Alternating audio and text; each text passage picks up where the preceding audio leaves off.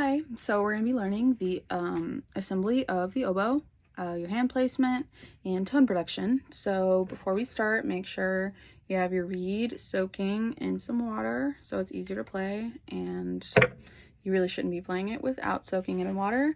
That's kind of impossible. So we're going to start with our upper joint, and we're going to take our lower joint. So these two are going to line up like so that these keys on the front right here and right here are facing each other. And now putting it together is kind of tricky because we don't want to press on these keys because they're very delicate and they could break. So we're going to kind of hold it on the backs like this, and once again line it up and kind of just slide that on. And this can be kind of tricky with these keys right here on the sides. You want to make sure you line those up and that they're kind of locked together. So as you can see, the seam connects right here and right here. So now we have our upper and lower bodies together. If it's kind of hard to put on, just put on some cork grease and you should be good to go. Now we're going to grab our bell and make sure, it depends on what kind of oboe you have, but with the Yamaha, it's kind of easy to tell. You have the logo right here in the front. You want that to be lined up with the very front of the oboe.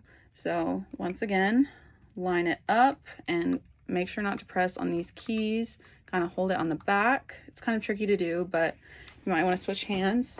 Line that up and just screw that on. So make sure everything is kind of lined up. As you can see, straight down. The keys go straight down. Lines up with the logo right here. So that is the assembly for hand position. Your right hand goes on the bottom and your thumb kind of, this is like one of the main supports for the oboe, because you are pressing and you're not always holding this key down. So this, I mean, you hold your hand here, but this is your main support for the oboe. And then let's just start with the right hand. You have that back here, thumb or finger 1, finger 2, and finger 3. And then that leaves your pinky to play all of these pinky keys right here. And also this key is going to be used too. So you have keys in between here that you're pressing. But yeah, let's just start with the basic hand holding. 1, 2, 3, thumb back here. Left hand, your thumb sometimes will press this like octave key button, but when you're not pressing it, it's going to be kind of resting right here. Finger 1 goes here, finger 2, and finger 3. Now your pointer finger on your left hand often will slide down, and that's what we call the half hole, because if you can see, it's kind of hard to see, but there's a hole right here, and some notes don't require that hole to be covered, so you're just going to slide it down. So that's kind of like your finger is kind of alternating between here. So now that we have our oboe together, let's get to the reed. So now your reed's been soaking. It should be ready to play. Get the water out.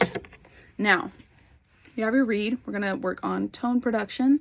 So let's just start with position. So put your reed here and then slide in, like kind of roll in your lips like this. And then roll in your top lip and lightly press down. Now your corners, once you've done that, you're going to bring your corners in kind of like this. It's a little similar to flute embouchure production, but that is where the pressure is coming from, not from your lips pressing down on the reed, because that will make it impossible to play and also damage your reed. I have broken a reed by pressing too hard. So yeah, the misconception is that you're gonna clamp down like that, but you're really applying pressure from the inside so that it's kind of like a pillow for your reed. It's soft here, but the pressure comes from your corners, so it should look like this. And now we're going to try to produce a tone. So put your reed in place and blow. And it could be kind of tricky. It takes a lot of pressure because this is a really, really small opening. Like you can barely, there you go. You can barely see it, and sometimes it'll come close. You have to open it, but that is what your air is going through. So it's really hard, and you're going to get, when you play oboe, you get back pressure kind of in your head. So when because you don't use all your air. Oboe takes very little air. Like the air that's going through this reed.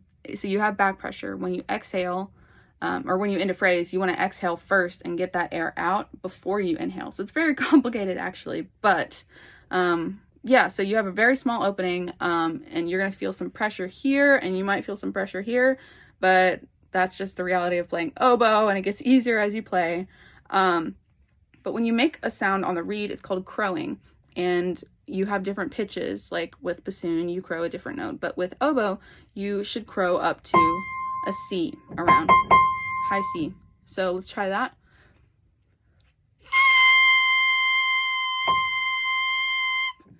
Good to go.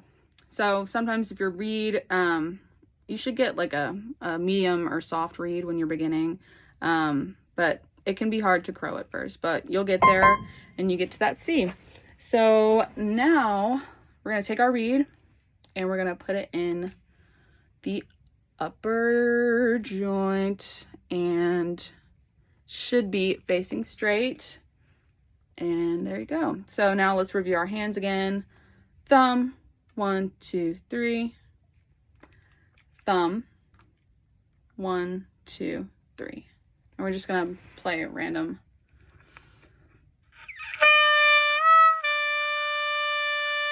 Yeah, so that is producing a tone. And remember, do not put pressure on the reed this way. The pressure is coming from the corner, so that you have, it's really a pillow for the reed to rest on, so that you can push the air through and secure it with your corners, and that's where your pressure is coming from. So I'll just play an F. Why not? And then press the octave key. Yeah, so that's the basics of oboe, putting it together, creating a tone, hand position. So yeah.